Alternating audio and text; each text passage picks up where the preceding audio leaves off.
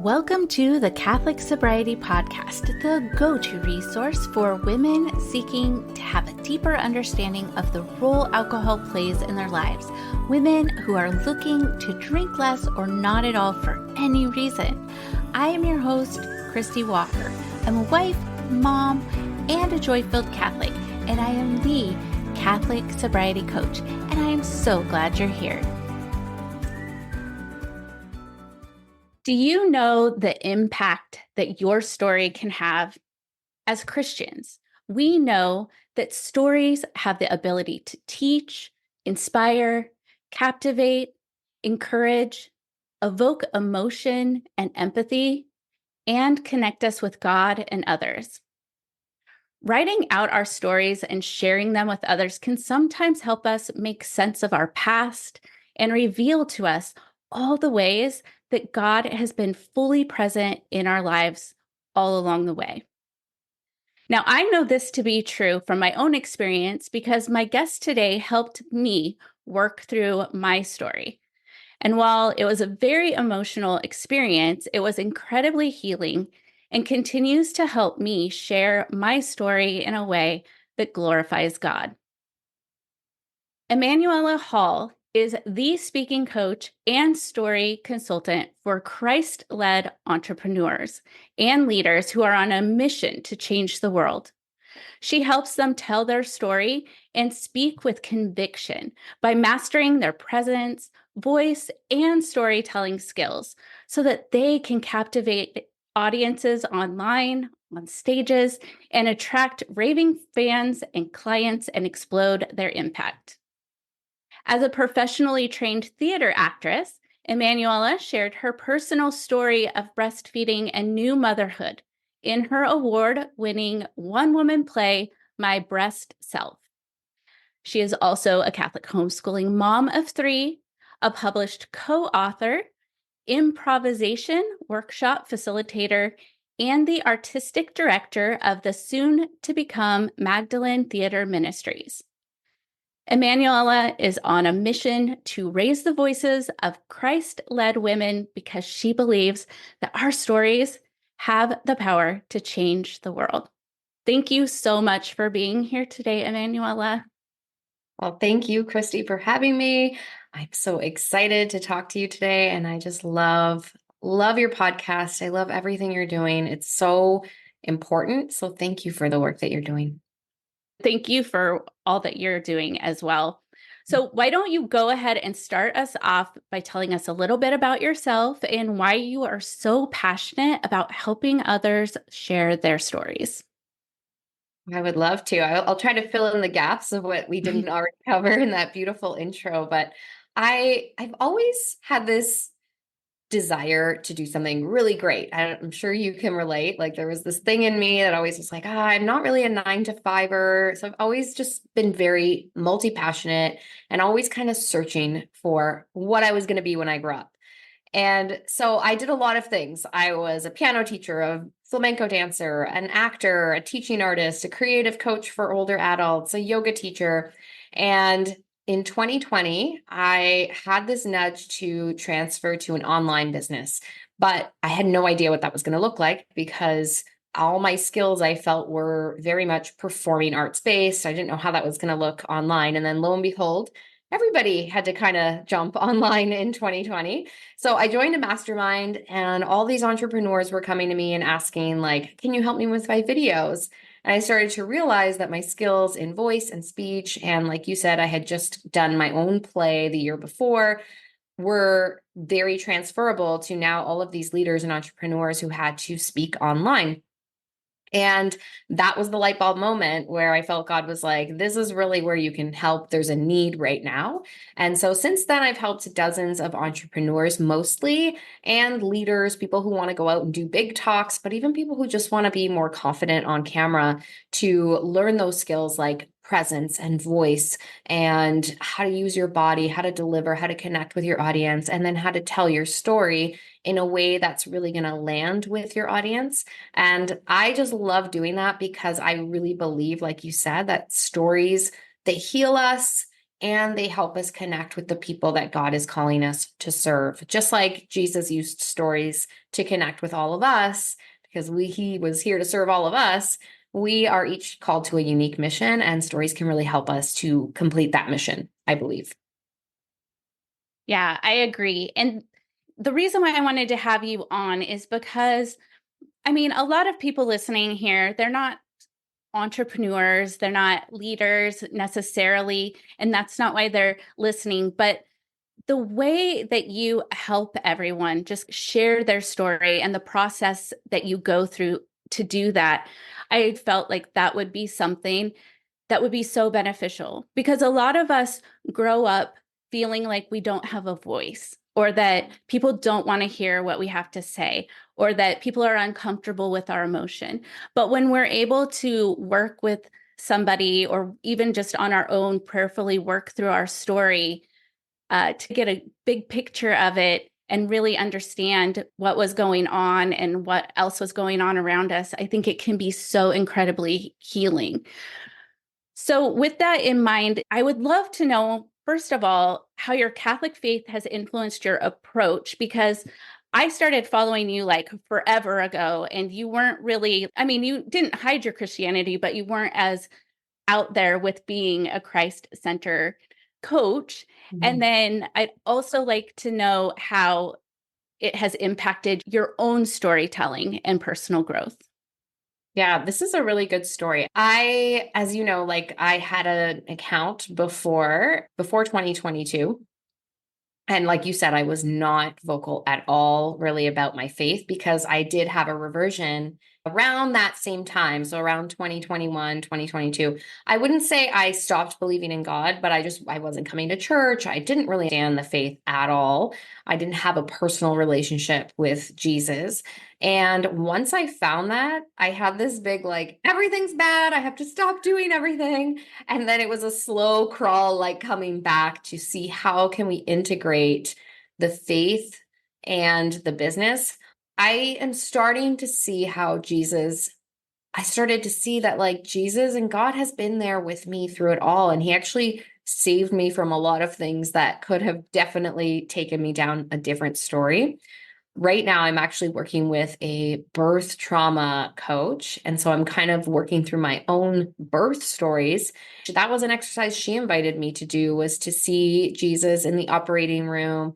And now I can't unsee that. Like now that's my memory has been reframed. It definitely goes a lot deeper than just using stories as storytellers, as entrepreneurs, as speakers, but yeah, in our own personal healing.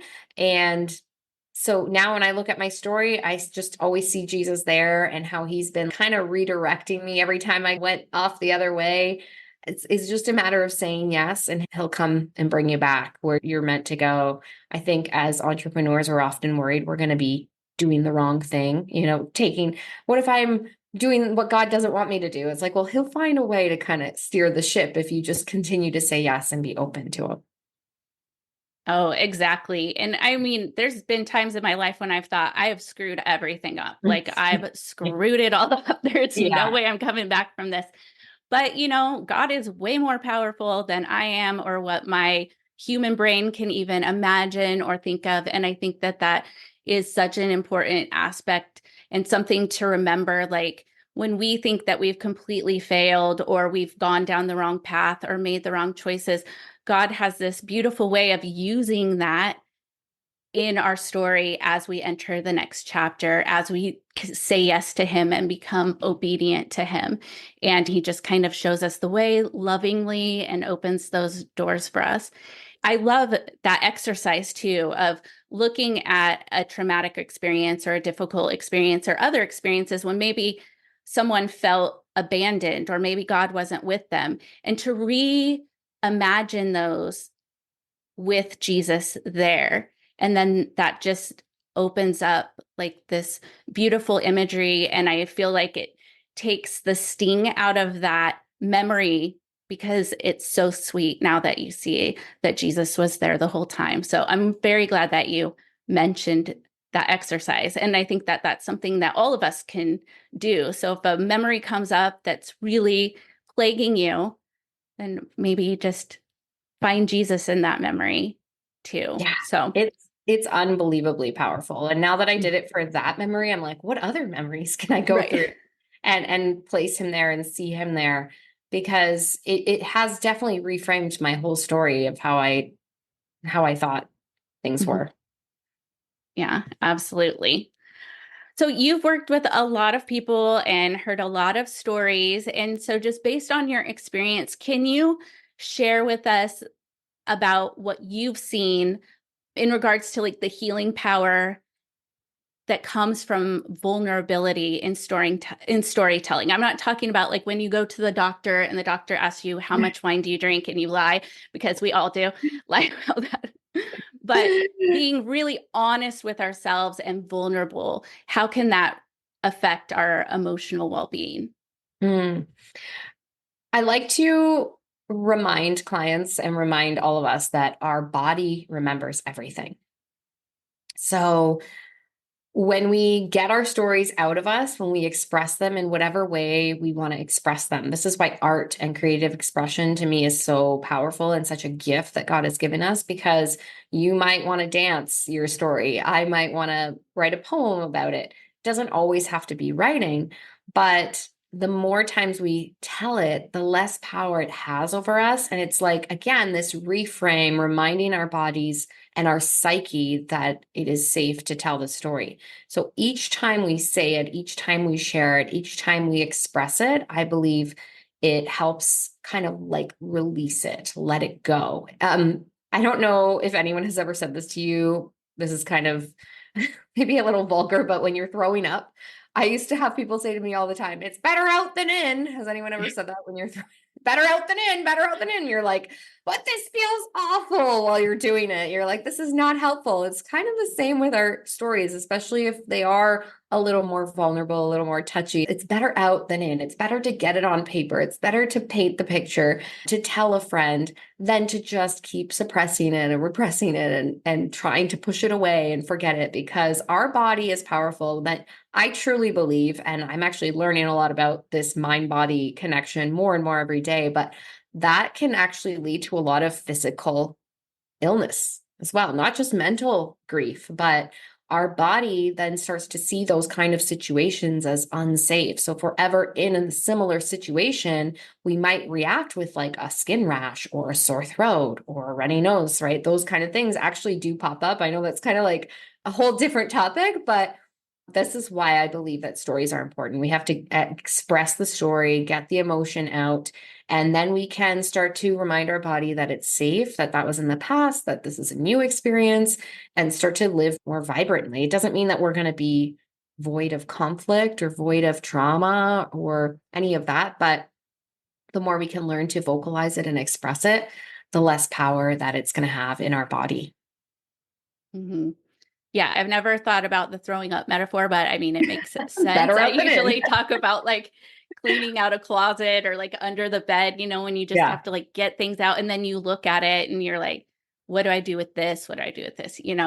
And you're right. It just takes the power away when we actually take it out and look at it. Like so many people that I work with, the first time that they come to me and start talking honestly about their struggles with alcohol or this increase in frequency, like they may have never uttered that to another human person before because it was so scary. Because the thought is, what does that mean about me? What is that saying? And it doesn't mean anything about you. It's just, let's get it out. Let's get curious. Let's really look at everything and get honest, because once it's all out there, then you can deal with it. Then you can address it. And so, yeah, I think that that is such a good point. And I would like to have you back on to talk about the mind body connection and all of that too. I'm sure that your clients, I'm sure when they tell you the first time, you can see it physically in their body. Like that's how I knew I needed help with my birth story. Actually, I was telling a friend and she looked at me and she was like, are you getting some help with all this? And I'm like, what do you mean? She's like, I can just see the way you talked when you tried to tell it that first time. Like everything closed off, everything was tight. So it's really interesting for you, I'm sure, as a coach to hold that space. And for me, when I hear people and just to hold that space and see them. And then when you go to the end of your time with them, they're able to say that story without all that body tension and fear. It's a beautiful process. Yeah. Well, I remember when I was working with you in those early days and I could like barely get things out. I would just, and if I just thought about it, it wouldn't really affect me emotionally, but it was like the act of telling, like saying it out to another person that Mhm. really just kind of flooded me with emotion. But you're right. The more that I wrote it down, that I spoke it out, that I thought about it, the less it affected me. It's just that it loses its power over you. And I think that that's so important. I do want to stop and talk about that point really quick, Christy, because again, going back to like the Christian aspect of it, Jesus didn't just think us into creation. Mhm. He spoke it. So yeah, people can say, well, I think about it all the time, or I journaled about it. It's like, no, but did you say the words? Like there's a reason why God gave us a voice to use to say the words. And I know a lot of times I can journal till the cows come home and think like, oh, I'm healed. I journaled about it. But then if somebody asks me to say it, my throat closes up. I can no longer do it. Let's talk about some practical steps that someone could take if they wanted to start getting their story out, or at least parts of it out. Are there any steps or techniques that you would recommend for someone who is looking to kind of map out their story, but they're just feeling very overwhelmed and not sure where to begin? Because if they're old like me, they've lived a lot of life. And so there's a lot of stories boiling around in there. Yeah, I know, old like me. You and I. Well, I think, well, just the exercise that I walked you through in our first session, first is really a visualization. Like allow yourself to kind of just find a safe space, relax, and go through your life timeline. Like even from the moment of conception, where were you when you were first born? And kind of just picture in your mind's eye your journey through life as you grow up and all the things you, like you've said, all the lives you've lived. And then sometimes it's helpful to, even before we write anything, to draw like that timeline map, with the highs and the lows. And you can kind of see, because we're not going to remember every day of our lives, obviously, but there's going to be those peaks and those valleys. And if you draw it on a timeline, you can see like which peaks were really, really high peaks and which valleys were really, really low. Maybe there's some stories around those particular moments of how you came back up from the valley. What did you learn on that peak? And then I would say write it out, like either by hand or type it and just get it out of you. Even if that's all you do, I would say that's still probably going to help a lot. If you do feel like, okay, I've written it out, now what? I would say get a safe space, get somebody who can listen. Not everybody can invest in coaching, and I totally understand that. But sometimes our loved ones aren't going to be able to be objective, especially if they're in our stories, right? So I can talk to my husband all the time and tell him my story, but if I have a hired professional who is there to listen to me, and maybe you have benefits and you can get a good therapist who's going to let you talk, but I would say find somebody that is objective, that you feel safe and connected with, and start there. And you never know, not everybody is called, like you said, to share their story on a TED stage or even on a podcast, but just expressing it. And I would say once you've written it down, so you've gone through the visualization, you've done the creative kind of timeline, you've written it down, then maybe choose your media. Like the beautiful thing about stories is that we get to express it. Like I said, creative expression is a gift from God. Maybe you've always loved playing the piano and you just sit down and kind of like, what does that sound like? What does that story feel like? And this is why art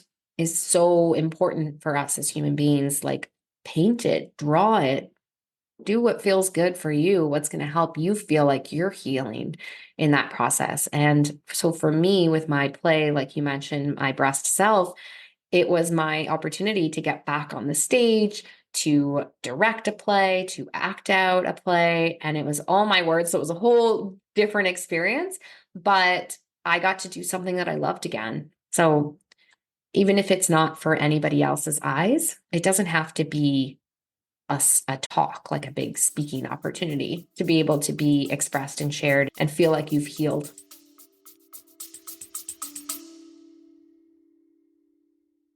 Right now, alcohol feels like the only way that you can cope with the stress of motherhood, social pressures, and maybe even fit in with your group of friends. But you're starting to realize that it's leaving you feeling ashamed, disconnected, and maybe even out of control. Imagine if you could wake up each morning feeling at peace and proud of the choices that you're making and free from the pressure to drink, whether that's at home or in social settings. And that, my friend, is where my 5-day sacred sobriety kickstart comes in.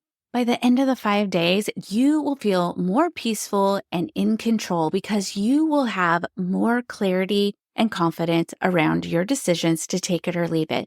You're also going to learn how to manage your mind in a way that is aligned with your faith.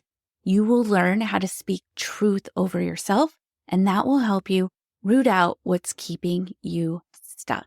So check out my 5-day Sacred Sobriety Kickstart and gain the clarity you need to make the decision to take alcohol or leave it from a place of peace. You can visit my website, thecatholicsobrietycoach.com. I have a pop-up there, or just go to my show notes. Mm-hmm. Yeah, I appreciate that you mentioned all of those because sometimes when I'm talking to a client and I love writing, so I just think everybody loves writing and not everybody loves writing. And so when I'm like, journal about it, they're like, I'm not journaling about that. I don't like it. But I love that you said it doesn't have to be journaling. Like it doesn't have to be writing. It can just be expressing yourself artistically or in another way that works for you, that feeds your soul and helps connect you with yourself and with the Lord as you're expressing your story. And then I also liked and appreciated that you talked about we don't necessarily have to tell our story to anyone and we don't have to tell all of it. So when I was going through my process of writing out my story, I would get stuck because I would get stuck in details and then I'd be like, why am I writing out all of this? But then I realized in writing out certain things, even if it's something I'm never going to share, it kind of gave me clarity around that situation and then also led me to another story that maybe I would like to share, or it kind of helped me remember what I was feeling in that moment so that I can be more like I can understand what other people are feeling who are in that situation, because sometimes we're so far removed from something. It's kind of like when we're parents, we're so far removed from being a kid. It can be really hard.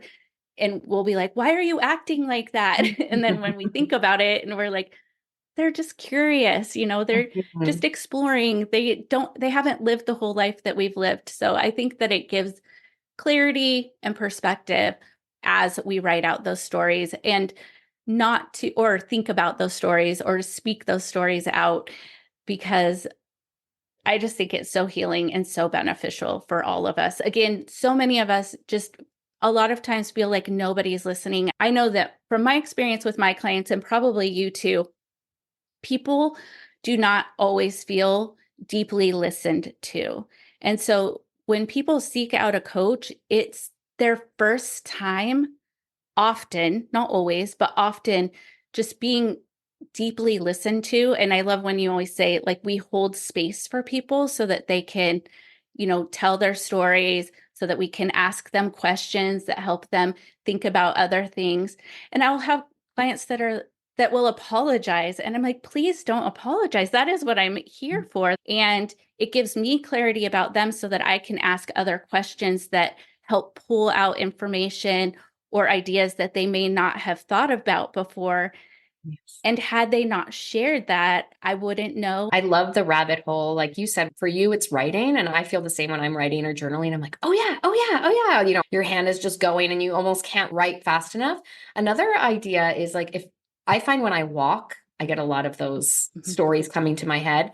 And we all have these devices with us all the time now. So pull out your voice app and just talk to yourself while you're walking and like record it. It might be, again, just another idea, another exercise that you can play it back to yourself and kind of like hear your own story. And then you get to kind of be that person that that objectively can listen. And absolutely, like I love my husband. He's really great. But again, men and women, we are wired differently. And we do need to vocalize, we do need to express it. And sometimes, like, I don't know about you, sometimes it's like the end of the day, it's 9:30 and I'm like, hey, I want to tell you my whole life story right now. And it's like my brain has shut off. So having that person is great. And I was laughing when you said about kids because I know you're a boy mom too. So I'm like, no, I definitely always think what's going on with you? But my husband always has to say, no, that's normal. Like that's what boys need to do. Okay. But yeah, it is hard to relate. We've all had different experiences. We've all lived different lives, but this is what I say, the beauty in storytelling is that even if we haven't lived those exact situations and experiences, there are things, there are emotions, there are desires, struggles, that human condition that we can all relate to. This is why we love stories of the saints. And this is why Jesus used stories because, and I always bring the example of Star Wars. We can't imagine, living the Star Wars life, but yet this movie has been the biggest movie of all time because it's not about the situation. It's about the characters and that hero's journey and that struggle. So, and somebody might be able to relate to someone else in your story that they're just going to be able to relate to you. So I do feel like stories are service to the people who get to hear them. And I don't know, I'm sure you agree when you feel blessed and honored when your clients do feel safe enough to be vulnerable and to share. You're like, wow, I get to be here for this. I get to listen in and just experience your story with you all over again. Like, what a blessing that is. Mm-hmm. Yeah, it really is such an honor to be able to do that. And I thank God all the time that he like put this on my heart and brings me the clients that he brings me. Cause so often I'm like, oh, that's why they're here. Oh, that's why, they came to me. And yeah, I think that it's just so beautiful and it's priceless. It truly, truly is. And then I also, when you were talking about stories and sharing our stories, and I said it at the top of the show, and you've mentioned it too, like it connects us to each other. When you tell your story, somebody might not necessarily see themselves in your particular story, but maybe somebody in your story, or maybe your story kind of reminds them of a situation that did kind of happen to them. And when we're in a group of people, especially when it's a group of women, and we're chatting and somebody's talking about like what happened with their boys and they did this and that, and then another mom will be like, oh my gosh, but you have to hear Yeah. this. Yeah. And it's so fun because then we learn more about each other. We have so much fun being able to tell those stories too, if we're vulnerable or if it's something that we're struggling with, to have another person that kind of understands and can speak into that, speak some encouragement and love and support into that. It can also be another Mhm. way that we can experience healing. I'm kind of having a light bulb moment right now, Christy, because I don't know if you've ever felt this. I've always said I'm an open book, but I've said it in a negative way because sometimes I'll be with someone who I think is a close friend. Uh, and then I'll leave and I'll think, I just shared everything and they didn't say any. Has that ever been an experience for you? I don't know if some of your listeners can relate. And there are definitely those people, they just didn't share back. And then you feel kind of like you were left open and vulnerable and they weren't. So again, that's why like offering your 2 cents, giving your perspective, your story, it connects us to that heart place that you feel, okay, if she's saying that, then maybe I can say this. And you just keep snowballing and riffing off of each other. But if you're not going to share at all, it's kind of like you're saying, don't tell me more because I'm not going to share back. Or like it feels like you're kind of left raw and open and vulnerable. Mhm. Yes, for sure. For the person that shared. But then that other person who's not sharing might be like, oh my gosh, she's going to think I'm so Yeah. stupid or terrible or whatever if I Yeah. say this. Or, there are those people who are overthinkers. And so every time they say something, the whole ride home and for maybe even days afterward, they're like replaying it in their mind. And that's the enemy, people. That is the Yeah. enemy.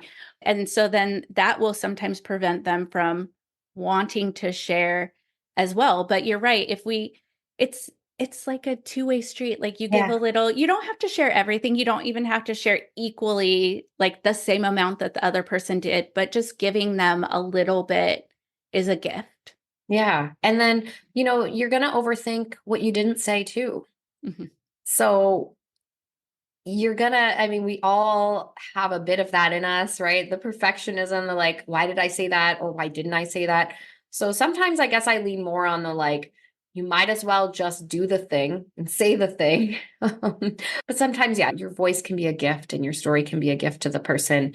You have to discern whether that's safe for you and whether it's wanted in return. But ultimately, we all kind of overthink and judge ourselves regardless of what we choose. So that comes with a little bit of practice and discernment.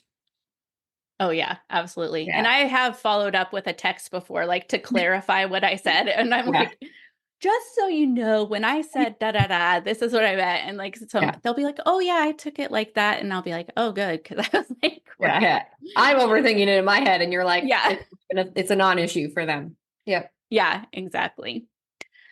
Oh, well, this has been such a great conversation. And I know that you have a new podcast. You have lots of tools and resources and lots of places that people can find you. So, Emanuela, why don't you just share all the things with everyone? Yes, my podcast is called the Speaking and Storytelling Podcast, and you can get it wherever you get your podcasts. I also have the Speaking and Story Mastery Facebook group if you want to go a little deeper. Yeah, So next it will. Wednesday, June 26th, we've got the 5-minute story workshop happening. So if you want to learn how to tell your story concisely for like a networking event or podcast interview, then come and join me. But lots of things are always happening in the Facebook group. If you are on Facebook, that would be a great place to connect, or Instagram. Great. And then that link, where can they get the link? Just like from your Instagram page? I can put it in my show notes, but because this will air on Tuesday and the workshop is on Wednesday. So if I put the link Yeah. in my show notes, it'll just be for a short amount of time. Okay. Yeah. It's in on my Instagram page, which is Emanuela.Hall. You can find my link there and then come join us. Perfect. Thank you again so much for being here. I definitely need to have you come on again in the future. I appreciate you sharing your knowledge and your talent and your story with everyone as well. Thank you so much. It was such a blessing. Well, that does it for this episode of the Catholic Sobriety Podcast. I hope you enjoyed this episode, and I would invite you to share it with a friend who might also get value from it as well. And make sure you subscribe so you don't miss a thing. I am the Catholic Sobriety Coach, and if you would like to learn how to work with me or learn more about the coaching that I offer, visit my website, thecatholicsobrietycoach.com. Follow me on Instagram at the Catholic Sobriety Coach. I look forward to speaking to you next time. And remember, I am here for you. I am praying for you. You are not alone.